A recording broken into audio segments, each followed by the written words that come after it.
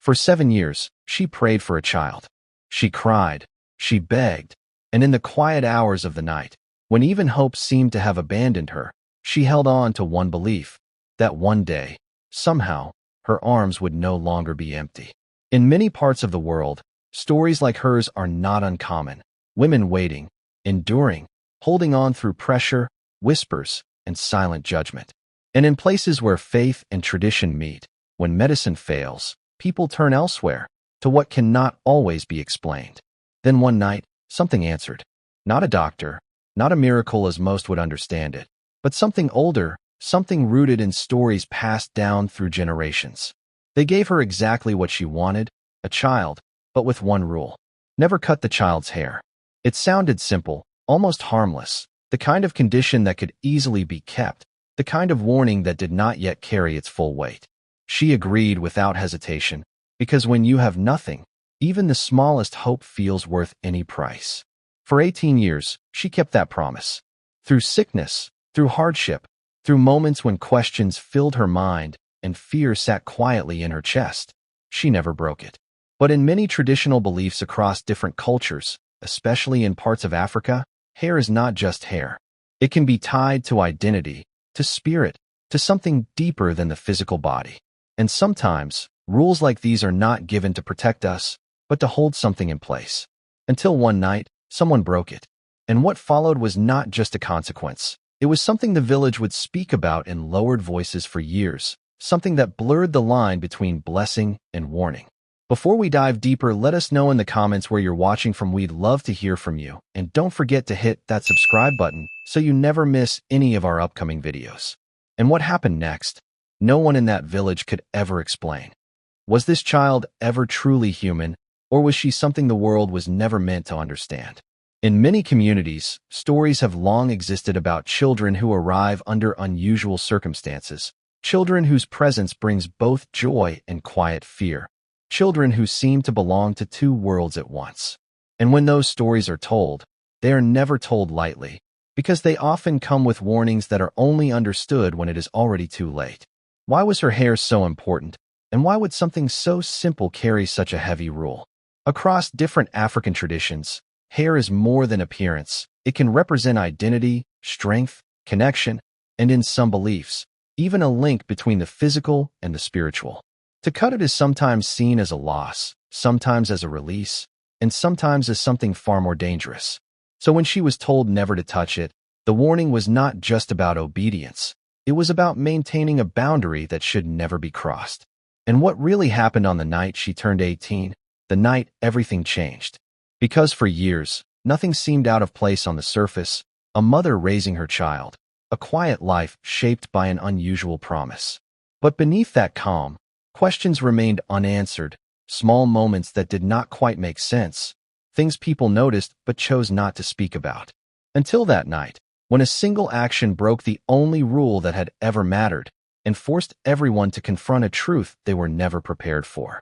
A blessing or a curse, a gift that came with a price no one fully understood. A deal made in desperation, with consequences that waited patiently for their moment.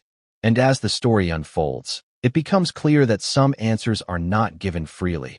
They reveal themselves slowly, through fear, through loss, and through the kind of events that leave an entire village searching for meaning long after everything is over. Hannah lived in a quiet village where mornings began with the sound of sweeping brooms and distant greetings carried by the wind. She was known for her kindness, her patience, and the gentle way she carried herself through life.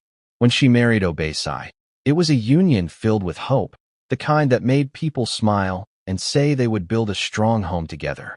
Obesai was driven, a man who believed in progress, in building something bigger than what he inherited, and for a while, their life moved in harmony. In the early years, people spoke well of them. Neighbors would visit, elders would bless their home, and every gathering ended with the same expectation that soon there would be news of a child. At first, when months passed without that news, people were kind. They offered encouragement, told Hannah to be patient, reminded her that these things take time. But as the years went by, patience slowly turned into quiet concern, and concern into questions that were no longer gentle. The pressure did not come all at once. It came in small moments, in side conversations that stopped when she entered a room, in the way older women would hold her hand a little longer than necessary and sigh before letting go. At church, Hannah prayed harder than anyone. She stayed behind after services, kneeling long after others had left, whispering the same request over and over again. Obasai would stand beside her at first, his hand resting on her shoulder, his voice steady with reassurance. But even faith, when tested long enough, begins to wear thin. Soon, suggestions began to surface. Some advised her to visit a traditional healer, someone who understood things beyond what doctors could explain.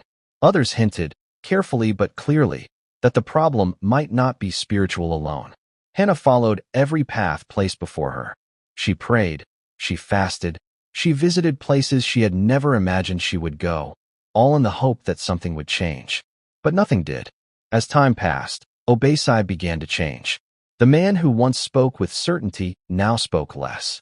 He stayed out longer, returned home with silence instead of conversation, and avoided the topic that had once brought them together in hope. Rumors started to move through the village, quiet at first, then louder, that there was another woman, someone who might give him what Hannah could not. Whether those rumors were true or not, they carried weight, and Hannah felt it with every passing day. In her world, a woman without a child was barely seen. Her value was questioned, her presence reduced, her identity slowly shaped by what she did not have. Hannah began to withdraw, not because she wanted to, but because it became easier than facing the constant reminders. Even in her own home, she felt like a guest in a life that was slipping away from her. One night, after another argument that ended in silence, something inside her broke. It was not loud, not dramatic, just a quiet surrender to the pain she had been carrying for years. Without telling anyone, without leaving a word behind, Hannah stepped out of her home and walked toward the forest at the edge of the village. It was a place people respected from a distance, a place filled with stories no one spoke about directly. But that night, guided by desperation more than fear, Hannah walked into it, believing that if the world she knew had no answers left, then perhaps something beyond it did. The forest did not welcome people easily, and those who entered it at night often carried stories they would never fully explain. Hannah walked deeper than she ever had before, her steps uncertain but driven by a desperation that had already taken everything from her. The air felt different, heavier, as though the silence itself was watching her. She stopped only when she realized she was no longer hearing the familiar sounds of the village behind her. That was when she understood something was there with her. She wasn't alone. At first, she could not see it clearly. It was not the kind of presence that revealed itself all at once. It lingered at the edge of her vision, shifting, almost blending with the darkness around it. Hannah tried to speak, but her voice failed her. And then, without warning, it spoke first. The voice did not come from one direction. It seemed to surround her, steady and calm, yet carrying a weight that made it impossible to ignore. It knew why she had come, it knew what she wanted, and it did not ask questions. "I will give you a child," it said, as though the decision had already been made. But this is not a gift without consequence. The words settled heavily in the space between them, leaving no room for misunderstanding. Hannah felt fear, but it was quickly overtaken by something stronger, the longing she had carried for years. She did not ask what kind of child, she did not ask where it would come from, she only listened as the condition was given. Never cut her hair. The rules sounded simple, almost too simple for something that felt so serious. But before Hannah could respond, the voice continued, making sure she understood what was at stake. "If you break this rule, the child will be taken back immediately." There was no anger in the warning, no raised tone, just certainty. It was not a threat, it was a promise. And in that moment, Hannah made a choice that would follow her for the rest of her life. She agreed. What happened next was something Hannah would struggle to explain even to herself. There was no long process, no time to reconsider. One moment she stood alone in the forest, and the next, she felt a sudden stillness, as though everything around her had paused. When she returned to the village, it was with a quiet certainty that something had changed. In the weeks that followed, that certainty became reality. Hannah was with child. The news spread quickly, and for the first time in years, her name was spoken with joy again. Obasai returned to her side. his distance replaced with relief and renewed hope. The village celebrated with her, offering prayers of gratitude and speaking of miracles. But when the child was born, there were things that no one could fully explain. She had hair unlike anything they had seen before, soft, long, and pale in a way that stood out immediately. And yet, she did not cry the way other children did.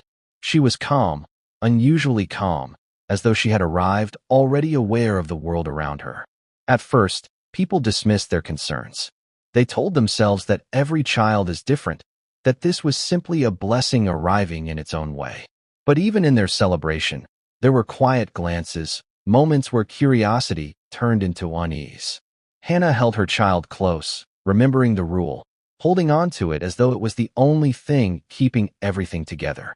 She made sure no one touched the girl's hair, no matter how harmless the intention seemed. Life slowly began to return to what looked like normal. The laughter came back into Hannah's home, and for a while, it seemed as though the past years of pain had been replaced by something better. But there were moments, small and easy to overlook, that did not quite fit. The kind of moments that made people pause, then quickly move on without speaking. And as time passed, those moments began to grow harder to ignore. At first, everything seemed normal, until the strange things began. The first signs were easy to dismiss, the kind of things people explain away because they do not want to think too deeply about them. When Hannah carried her child through the village, animals that were usually calm began to react in ways no one expected. Goats pulled back against their ropes, dogs barked without stopping, and even the chickens scattered as she passed. At first, people laughed it off, saying animals can be unpredictable. But it kept happening again and again, until it became something people noticed but chose not to question out loud. As the child grew, there were moments that felt even harder to ignore. Hannah would sometimes find her sitting alone, speaking softly as though someone was sitting right in front of her. When asked who she was talking to, the girl would simply smile or give answers that did not quite make sense, answers that sounded like conversations that had already begun long before anyone else arrived. It unsettled Hannah, but she reminded herself of the promise she had made and the warning that came with it. Her hair became another concern, though it was the one thing Hannah paid the most attention to. It grew faster than anyone had ever seen, thick and long, flowing down her back in a way that seemed almost unnatural. No matter how carefully Hannah tried to manage it, it continued to grow, as though it was not bound by the same limits as everything else. People began to talk quietly, wondering why a child so young carried something that looked so unusual, but no one dared to interfere. Sometimes, without any clear reason, the girl would stop whatever she was doing and turn toward the direction of the forest. She would stand still, her expression calm, her eyes fixed on something no one else could see. Minutes would pass, sometimes longer, and she would not move. It was as if she was listening, as if something was calling to her from a place only she understood. Sometimes she would stand still, staring into the forest for hours. And each time it happened, Hannah felt a quiet fear settle deeper inside her. That fear slowly changed the way Hannah lived. She became more protective, more watchful, rarely allowing her daughter out of sight. What once felt like a blessing now carried a responsibility that never left her mind. She avoided gatherings, limited who could come close, and made sure that no one, under any circumstance, touched her daughter's hair.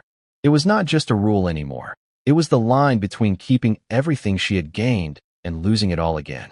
Obasai, however, saw things differently. At first, he ignored the strange moments, choosing to focus on the fact that he finally had a child. But over time, the unease grew. The whispers in the village reached him, the looks from others, the questions he could not answer. The distance that had once disappeared began to return, slowly at first, then more clearly. He spent more time away, avoided conversations that brought discomfort, and eventually, he stopped trying to understand what was happening inside his own home. When he finally left, it was not with anger, but with a quiet withdrawal that said more than words could. Whether it was fear, doubt, or the weight of everything he could not explain, Hannah was left once again to carry it alone. This time, however, she was not just protecting herself. She was protecting the one thing she had fought so hard to have, even if she did not fully understand what that meant anymore. The years passed, and the child grew into someone the village could not ignore. She was different, in ways that went beyond appearance, beyond behavior, beyond anything people could easily explain. And while life continued around them, there was always a sense that something had been set in motion long ago, something that had not yet reached its end. But nothing prepared Hannah for what would happen on her daughter's 18th birthday. 18 years passed, and the child Hannah once carried through the village had grown into a young woman who drew attention wherever she went. She was striking in a way that people could not easily explain, her presence quiet but impossible to ignore. Her hair, the one thing Hannah had protected above all else, had grown far beyond what anyone considered normal. It flowed heavily down her back, long and full, almost as if it carried a life of its own. People admired her from a distance, but admiration was always mixed with something else, something they could not fully name. As she grew older, the village began to treat her differently. Suitors who would normally approach a young woman her age kept their distance. Some tried, encouraged by curiosity or pressure, but none stayed long enough to be taken seriously. There was always something that unsettled them, something in her silence, in the way she looked at people, or in the strange calm that never seemed to leave her. Conversations about her were never direct. They happened in corners, in lowered voices, often ending with the same conclusion that no one wanted to say openly, that she was not normal. Hannah heard the whispers, even when people thought she did not. She carried them quietly, just as she had carried everything else in her life. The rule had not been broken, and for years, she held on to that as her only comfort. Whatever questions existed, whatever fears lingered, she believed that as long as she kept her promise, nothing could truly go wrong. But promises, especially the kind made under desperation, are often tested in ways no one expects. It happened on a day that did not begin any differently from the others. The village moved as it always did, people going about their routines, conversations flowing in familiar patterns. Whether it was jealousy, curiosity, or something as simple as a careless decision, no one could later agree on what led to that moment. All that was known was that someone stepped close enough, unnoticed for just long enough, and cut a small piece of her hair. For a brief second, nothing happened. The world seemed to hold its breath, as though it was waiting for something that had not yet arrived. Then the air shifted. The calm that had always surrounded her changed, replaced by something heavier, something that made people stop where they stood without understanding why. The wind began to rise without warning, moving through the village in a way that felt deliberate rather than natural. Inside nearby homes, lights flickered, shadows moved in ways that did not match their source, and a silence fell that felt louder than any noise. The young woman did not react immediately. She stood still, her body frozen in place, her expression unchanged, as though she had stepped outside of the moment entirely. Hannah felt it before she saw it, a sudden realization that something had gone terribly wrong. The rule she had followed for 18 years, the one thing she had never allowed to be broken, had just been undone in the simplest way possible. People watched, unsure whether to move closer or step away. No one spoke, no one interfered. It was as if the entire village understood, at that exact moment, that they were witnessing something they were never meant to see. The stillness stretched on, long enough to make the silence unbearable, long enough for fear to settle deeply into every person standing there. And then she smiled. The smile did not belong to the girl Hannah had raised for 18 years. It was calm, almost knowing, but there was something within it that felt distant, as though it came from a place far beyond the moment everyone was standing in. Before anyone could react, the sky shifted without warning. Clouds gathered quickly, darker than any storm the village had seen in years, and the wind that had begun as a quiet movement turned into something forceful, something that pushed against doors, rattled windows, and carried a presence no one could ignore. People began to step back, unsure of what they were witnessing, as the young woman remained at the center of it all. Her body, which had been completely still, slowly began to move, not in panic, not in confusion, but with a kind of control that felt unfamiliar. When she finally spoke, the voice that came out was not the one Hannah knew. It was deeper, steadier, layered in a way that made it impossible to connect it to the child she had once held in her arms. Hannah felt her chest tighten as every memory, every warning, every moment from that night in the forest returned to her all at once. The rule she had followed so carefully, the one she believed was meant to protect her child, began to reveal its true meaning. It was never about protection. It was about containment. The words settled heavily in her mind as she watched everything she had built begin to unravel in front of her. The storm grew stronger, moving through the village with an intensity that forced people indoors, yet no one could fully look away. The young woman's hair, now slightly cut, moved with the wind in a way that felt almost alive, as though it had been holding something in place for all these years and was now slowly losing its hold. What had once seemed like an ordinary part of her appearance was now revealing itself as something far more important, something that had kept the boundary intact. And in that moment, the truth became impossible to deny. The child Hannah had loved, protected, and fought for was never human, not in the way she had believed. She was something that had been allowed into this world under a condition, something that had remained stable only because that condition had been respected. The hair was not just a rule. It was the very thing that bound her here, the one thread connecting her existence to the life Hannah had built around her. As the wind howled and the village trembled under the weight of what was unfolding, Hannah stood frozen, her mind struggling to accept what her heart already knew. She had not been given a child in the way she had hoped. She had been entrusted with something that was never meant to stay. The realization cut deeper than anything she had faced before, sharper than the years of waiting, the whispers, the loss. She did not receive a child. She borrowed one. As the storm reached its peak, the air shifted once again, but this time, it was not just the wind or the sky that changed. The same presence Hannah had encountered years ago in the forest began to return, not as a distant feeling, but as something undeniable. The space around them grew still in a different way, as though everything else had stepped aside to make room for it. Those who had remained outside felt it immediately, a weight that silenced even the strongest voices. Hannah did not need to turn to know it was there. She felt it in the same way she had felt it that night, the same calm, the same certainty, the same understanding that something beyond her control had come to claim what it had given. Slowly, she turned toward the edge of the village, where the forest stood watching, unchanged, as if it had been waiting all along. And then, the voice came again, steady and unmistakable. You were warned. There was no anger in it, no urgency, just a reminder of a promise that had been broken. The young woman stood between Hannah and the forest, her expression no longer conflicted, no longer uncertain. She looked calm, almost at peace, as though she understood something that no one else did.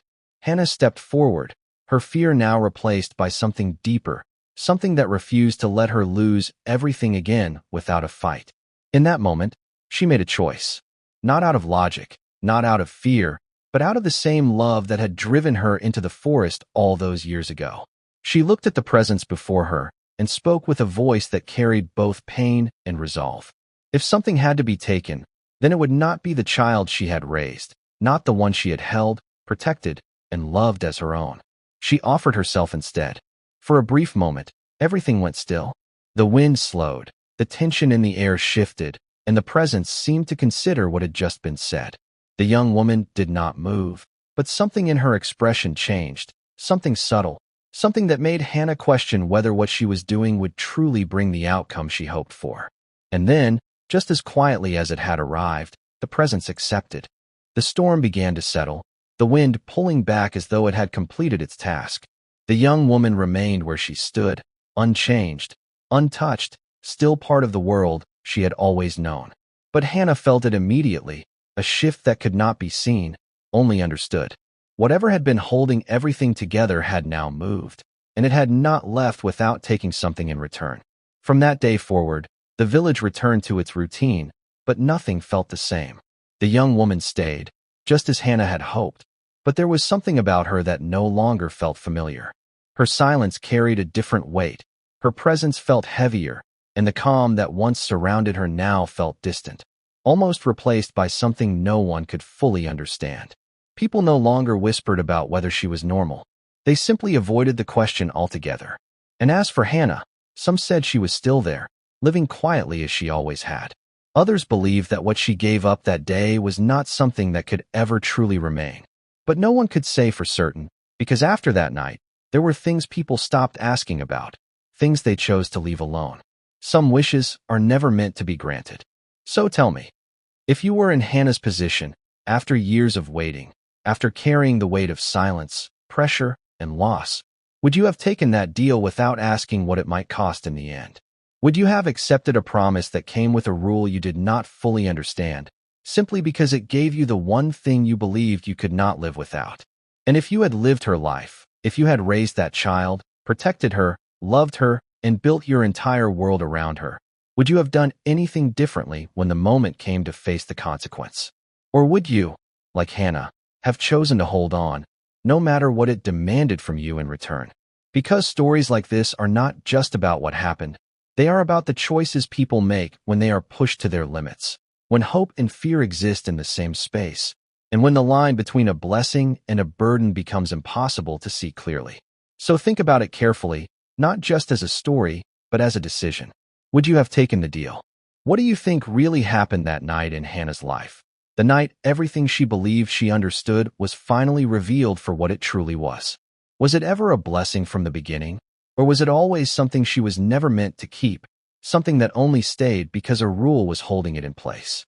And when that rule was broken, was what followed simply the price of a decision made years ago in a moment of desperation? Do you believe Hannah made the right choice in the end? Or do you think there was another path she could have taken, one that might have changed everything without costing her so much?